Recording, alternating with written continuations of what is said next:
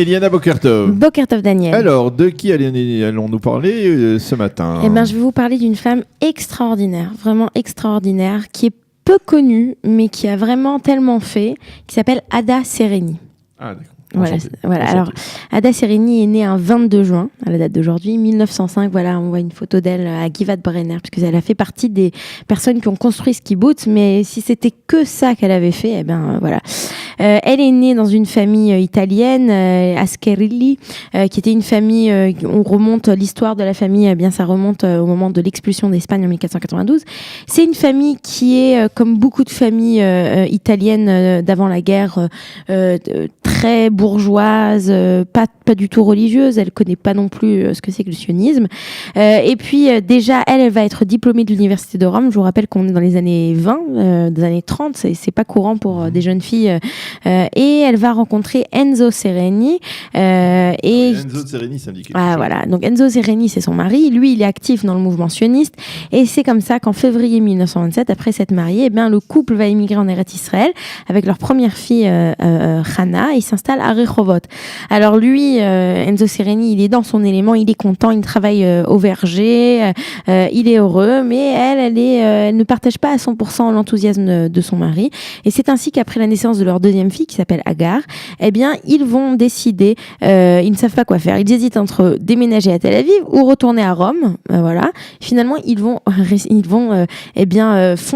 joindre le groupe de Givat Brenner. Ils vont fonder le kibbutz de Givat Brenner. Ça change entre Tel Aviv et Rome. C'est une autre option. Ouais.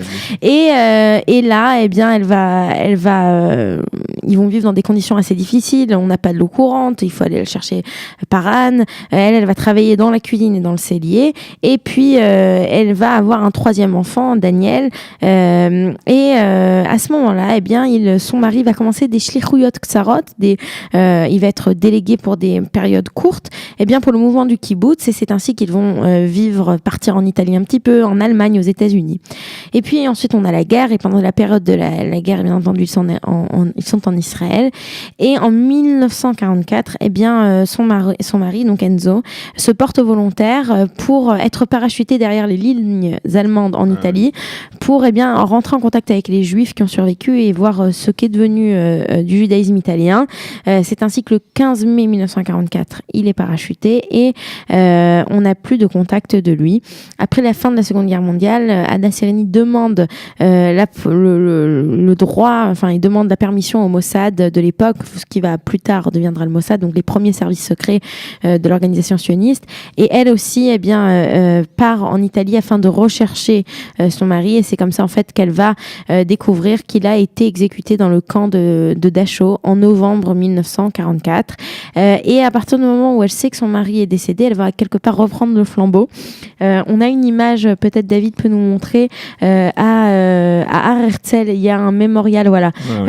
Voici l'image. On a un endroit où on a en fait des pierres tombales. Exactement, des pierres tombales. On a une dizaine, presque 20 pierres tombales de toutes ces personnes qui ont été, de tous ces parachutés, parachutistes de la Légion britannique, et voilà toute la famille, il manque un enfant, on a Daniel, on a Agar, il nous manque Hana, donc la famille Sereni. Et alors que donc à la fin de la guerre, elle se rend compte que son mari n'est plus, elle va décider de reprendre le flambeau, et c'est elle qui va coordonner l'activité de l'Alia Bet. C'est elle qui va permettre cette Alia bilti légalit, cette Alia illégale. On parle ici d'une plus de 20 000 olim immigrants qui vont partir d'Italie. Alors il faut coordonner des petits bateaux, des petites embarcations qui partent d'endroits complètement différents sur la côte italienne, qui vont arriver pas au même moment en Israël. Et il faut dire aussi que elle va avoir un travail, elle va être extrêmement centrale dans ce travail pour plusieurs raisons. D'abord parce qu'elle parle italien, elle connaît bien les gens, elle est assez jolie, elle sait non seulement ou bien acheter le silence des autorités, ou bien conquérir le cœur de ces autorités qui vont être d'accord de participer et d'aider à cette alia bilti légalit. Elle va aussi être impliquée dans l'achat d'armes et leur envoi en Eretz Israël, et aussi elle va être opérationnelle au Mossad pour empêcher que des armes cette fois-ci soient envoyées aux pays arabes. Et donc, elle est connue pour non seulement avoir cette langue italienne, mais aussi elle a une détermination, elle est intelligente et tout le monde pense que c'est grâce à elle que beaucoup de choses ont réussi. Après la création de l'État d'Israël, elle va, alors c'est assez intéressant, elle va faire beaucoup de choses. Elle va créer un hôtel qu'elle va appeler Ramat Aviv et c'est cet hôtel en fait qui va donner le nom au quartier de Ramat Aviv que nous connaissons aujourd'hui.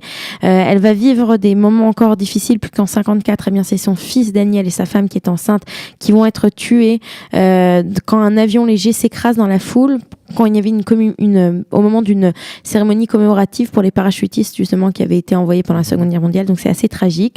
Et puis à la fin des années 50, elle va retourner en Italie et là, elle va travailler très dur afin d'établir un lobby parmi l'élite italienne pour en faveur des Juifs de l'Union soviétique. Elle va y rester près de 20 ans, elle retournera en Israël en 1969 et c'est en 1995 qu'on va lui remettre le prix d'Israël pour sa contribution très particulière à la société et à l'État israélien. Et en 2007, il y a un livre, il y a un film, pardon, donc elle va décéder en 97, 10 ans après sa mort, un livre qui s'appelle L'Exodus, les rêves d'Ada, qui est basé sur son autobiographie Il clandestini del mare, les passagers cachés de la mer. Donc on va raconter son histoire et tout ce que cette femme presque inconnue aura fait pour l'État d'Israël. Voilà. Eh bien, merci. Il n'y a pas un kibbutz ou un moshav qui porte le nom de Sérénie?